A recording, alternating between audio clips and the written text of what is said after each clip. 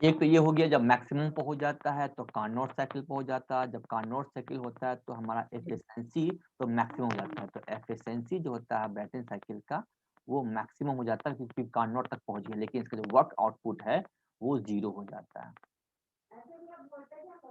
ठीक है, ऑब्जेक्टिव के लिए बहुत ही इंपॉर्टेंट। सेकंड केस, अगर प्रेशर रेशियो 1 हो जाए तो प्रेशर रेशियो 1 हो जाए तो क्या होगा? तो भी 0 हो जाएगा सर, चूंकि 1 माइनस करके कर रहे हैं।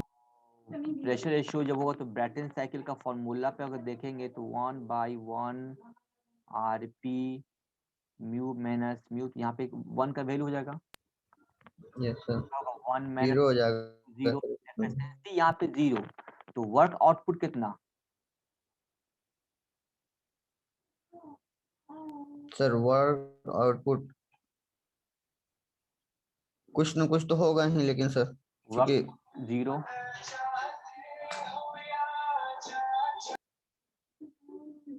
वर्क आउटपुट 0 कैसे समझा देते इसको भी हम आगे, इसी पीछे को उठा देते हैं अपन। एक ही प्रेशर।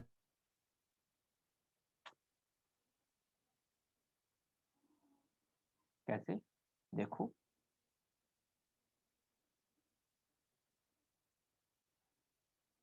तो जब यहाँ से यहाँ पे लेके गए पीएच डायग्राम 1 से 2, तो ये क्या बता रहा है? प्रेशर रेशियो बता रहा प्रेशर है। व्हाट्सएप में पॉलिसी नंबर भेज। तो फिर जब ये 1 ही के बराबर हो गया, मतलब कि क्योंकि हमारा RP1 कब होगा? जब मेरा P2 एंड P1, जब P2 इक्वल टू P1 हो जाएगा, तो मतलब ये यहाँ उठ के यहीं पे आ जाएगा।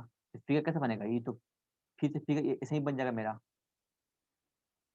इसी के ऊपर आ जाएगा सर। हाँ, तो ये जो एरिया क्या एरिया में हो जाएगा 0, तो यहाँ पे मेरा वर्कपुट आउटपुट 0 हो जाएगा, तो वर्क आउटपुट मेरा 0 हो जाएगा। तो प्रॉब्लम ये यस सर। है कि वो कौन सा प्रेशर रेशियो होना, क्योंकि मैक्सिमम ज्यादा करेंगे तब भी फंसेंगे, और यस सर। जब बहुत कम कर देंगे तब भी फंस जाएंगे। तो दैट मीन्स ऑप्टिमम प्रेशर क्या होना चाहिए? तो कंप्रेसर को डिजाइन करने वक्त हम ऐसे नहीं कि मैक्सिमम बनाने के चक्कर में लगे कि मैक्सिमम नहीं, हमें बनाना होगा ऑप्टिमम, ना बहुत कम ना बहुत ज्यादा, हमें बनाना होगा ऐसा बीच का रास्ता जिससे प्रेशर रेशियो हमारा हो, एफिशिएंसी भी हो और वर्क आउटपुट भी हो। अब मेरा एक जहन पे क्वेश्चन उड़ जाता है कि इसे तो ये तो अच्छा है कि एफिशिएंसी मेरा बहुत अच्छा हो रहा है, वर्क आउटपुट 0 है, तो असल में है कि कंप्रेशन रेशियो मेरा मैक्सिमम करने से बेहतर है, क्योंकि यहाँ पे कंप्रेशन जो है एक डिवाइस का पार्ट है। I am not talking about the only compressor, compressor is the device but it the part of the Brayton cycle. अगर हम सिर्फ बात करते कंप्रेसर के लिए और एयर कंप्रेसर, तब तो उसके लिए बहुत अच्छा है कि एयर कंप्रेसर बहुत हाई है, बहुत गुड, वेरी गुड। लेकिन जब हम बात करेंगे ब्रेटन साइकिल में, तो Brayton cycle it is output device, हमें आउटपुट पैदा करना है, हमें उससे बिजली पैदा करना है। तो हमें बिजली पैदा करना है तो एफिशिएंसी भी होना चाहिए और आउटपुट भी होना चाहिए। तो हम अगर सिर्फ हमको कंप्रेसर की एफिशिएंसी बढ़ाना है तब तो ठीक है, आरपी शुड बी हाई, लेकिन हमें वर्क आउटपुट भी कर, क्योंकि वो क्योंकि ब्रेटन साइकिल का एक पार्ट है, it is a component. So there are 4 basic components of the Brayton cycle called compressor, heat addition exchanger, turbine and heat rejection exchangers. ये हमारा 4 बेसिक कंपोनेंट हुआ। तो यहाँ पे कंफ्यूज नहीं करना है कि हीट कंप्रेसर का डिजाइन नहीं करना, मतलब कंप्रेसर मेरा मेन फोकस नहीं है, मेरा मेन फोकस है वर्क आउटपुट निकालना, उसके साथ एफिशिएंसी भी देखना है और वर्क आउटपुट को भी देखना है। तो ये सारे फैक्टर पे हमारा कंप्रेसर पे को भी डिजाइन काम करता है, लेकिन कंप्रेसर एक मैक्सिमम कंप्रेसर रेशियो तक जाएगा तो हमारी वर्क आउटपुट 0 हो जाएगा। कंप्रेसर तो बहुत अच्छा काम किया, good, very good, compressor efficiency very high, but total work output is 0, तो पता चले बिजली पैदा नहीं करेगा, सिर्फ हवा को कंप्रेस कर रहा है बहुत अच्छा रेशियो से। तो ये मेरा पॉइंट ऑफ व्यू है, इसलिए इस चीज को कंफ्यूज नहीं करना है कि ये तो कंप्रेसर रेशियो बढ़ाने से बहुत अच्छा बात है, नहीं, ये एक्सटर्नल कंबशन इंजन हमारा है। समझ में आया कि सब सर से दिमाग से उड़ गया, हवा में चला गया? आया सर। तो समझ में आया। तो बहुत बड़ा चीज, मैंने एक एक चीज का क्या क्या मीनिंग होता है, अभी हम आगे जब चलेंगे तो हम और चीज दिखाएंगे। इंटरकूलिंग, तो अगर टाइम मिला तो इंटरकूलिंग होगा, लेकिन यहाँ से रिमेम्बर से कि तुम लोग अगला बार जब बैठोगे तो इंटरकूलिंग पढ़ के बैठोगे, क्योंकि इंटरकूलिंग फिर यहाँ पे आएगा। तो इंटरकूलिंग करने से क्या फायदा होगा, क्या नुकसान होगा, तुमको बहुत अच्छा समझ में आएगा कि कंप्रेसर के साथ इंटरकूलिंग क्यों करते थे, लेकिन ब्रैटन साइकिल में अगर इंटरकूलिंग करेंगे तो नुकसान होगा या फायदेमंद होगा, वो चीज समझ में आएगा। बस थोड़ा हम थोड़ा सा डिटेल थोड़ा हल्का सा देख लेते हैं कि टाइम चला गया मेरा। तो फाइनली ओके, तो हम लोग एक डायग्राम हमें सामने दिखाई दिया कि एफिशिएंसी एंड कंप्रेशन रेशियो। जब कंप्रेशन रेशियो 1 पे था तो एफिशिएंसी 0 हो गया, और जब हम प्रेशर रेशियो को यस बढ़ाएं सर। तो ये इंक्रीज करें, मैक्सिमम कहाँ तक पहुंच जाएगा, इसकी एफिशिएंसी हो जाएगा टेम्परेचर तक। यस कार्नोट तक पहुंच जाएगा, यस सर। ठीक है ना? तो ये बताओ ये कौन सा आरपी कहलाएगा, ये क्या कहलाएगा आरपी? सर ये प्रेशर रेशियो का कार्नोट का maximum maximum. Yes sir yes sir. Bretton cycle का कंप्रेसर का रहेगा।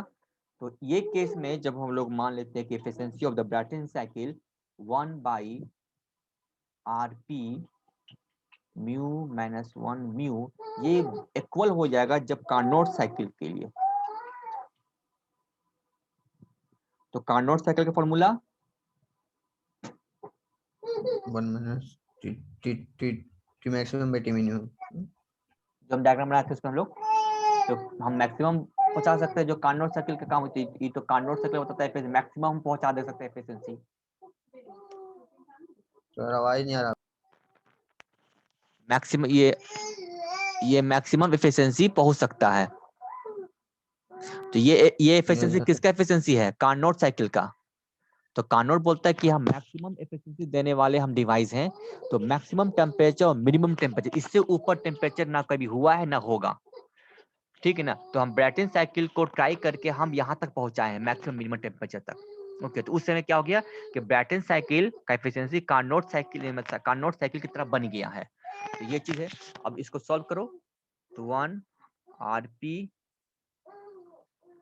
U T minimum and T maximum, तो कितना निकलेगा आरपी मेरा?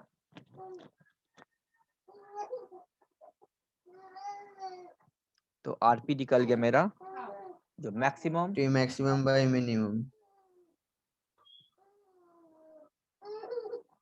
Maximum temperature by minimum temperature.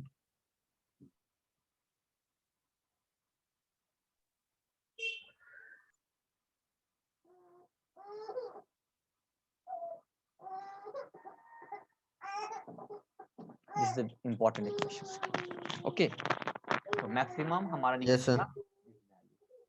तो ये हो गया मेरा ब्रैटन साइकिल।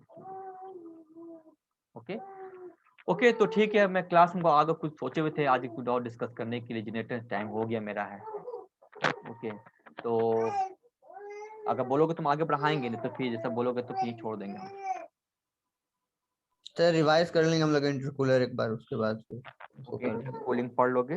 ओके, और उसके बाद फिर मैं इसको आगे देखेंगे, उसके बाद फिर रीजन हमको मेन असल दो टॉपिक पढ़ाना है। एक चीज पढ़ाना है रीजनरेटर, ओके, रीजनरेटर पढ़ाना है, इंटरकूलिंग यानी ब्रैटन साइकिल में इंटरकूलिंग का काम, और एक पढ़ाना है रीहीटिंग। रीहीटिंग का नाम सुने होगा बहुत बार तुम लोग। Yes sir. Yes sir. तीनों का यूज करके हमको बताना है, दिखाना है क्या कैसे कैसे एफिशिएंसी बढ़ता है, वर्क आउटपुट बढ़ता है हमारा। तो ठीक है, तो ओके सर। पढ़ने के यस लिए थैंक यू सर। सर। पढ़ने के लिए थैंक यू बहुत सर। पढ़ने के लिए बहुत चीज है, क्या छोड़े क्या पढ़ाएं। एनीवे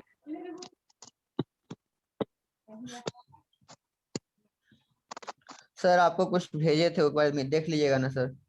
अच्छा ठीक है, ओके स्क्रीनशॉट थैंक भेज यू दो, सर। स्क्रीनशॉट भेज दो अटेंडेंस का। Okay sir.